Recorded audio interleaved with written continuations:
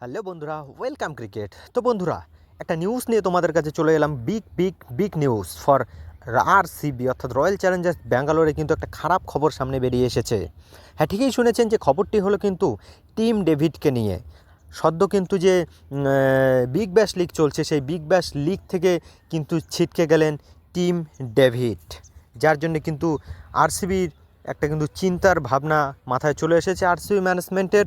যদিও সেই চোট কতটা গুরুতর সে বিষয়ে এখনও সঠিক সিদ্ধান্ত জানা যায়নি যে কবে রিকভার করবে, কিন্তু ভাবনা চিন্তা রয়েছে যে বিশ্বকাপের সময় সে রিকভার করতে পারে। চলো আমরা সে বিষয় নিয়ে কথা বলে। টিম ডেভিড ডান পায়ে কিন্তু তার হ্যামস্ট্রিংয়ে চোট পেয়েছে। গ্রেড 2 স্টেইন ধরা পড়ায় তিনি সেই চলমান বিগ ব্যাশ লিগ থেকে পুরো দমে ছিটকে গিয়েছেন। এবছর আর খেলতে পারবে না বিগ ব্যাশ লিগ। সে কিন্তু হোবার্ট হেরিকেন টিমে বিগ ব্যাশ লিগ খেলে। সেই 7ই ফেব্রুয়ারি থেকে বিশ্বকাপ শুরুর আগে সে বিশ্বকাপের দলে যোগ দিতে পারবে এমনটা মনে করছে ম্যানেজমেন্ট। গত শুক্রবার রাতে সেই পার্স স্কার্টসের বিরুদ্ধে হেরিকেন্সের 4 উইকেটে জয়, মানে সেই হোবার্টস হেরিকেন 4 উইকেটে জয় পেয়েছিল। সেই জয়ের সময় উইকেটের মধ্যে দিয়ে একটি দৌড়াদৌড়ি করছিল, যার ফলে সেই চোট, যার ফলে কিন্তু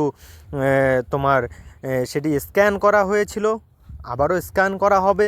তো যেটা জানা যাচ্ছে পরিষ্কারভাবে, সেই হেরিকেন সোশ্যাল মিডিয়ায় এক বিবৃতিতে বলেছেন সেই টিমের যে ডেভিড যে আছে, টিম ডেভিড সময়সূচি অনুযায়ী আসন্ন আইসিসি যে টি-20 ওয়ার্ল্ড কাপ রয়েছে, সেই টি-20 ওয়ার্ল্ড কাপে উপলব্ধি থাকতে পারবেন সম্ভবত।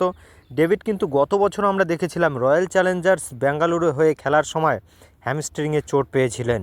এবং আহমেদাবাদে আমরা যদি দেখি সেই পাঞ্জাব কিংসের ম্যাচটি, যেটা কিন্তু গুরুত্বপূর্ণ ম্যাচ ছিল এবং ফাইনাল ম্যাচ সহ বেশ কয়েকটি ম্যাচ শেষের দিকে খেলতে পারেনি, কিন্তু সেই চোট আবারও সেই যে চোট কিন্তু পেয়েছে সেই টিম ডেভিড।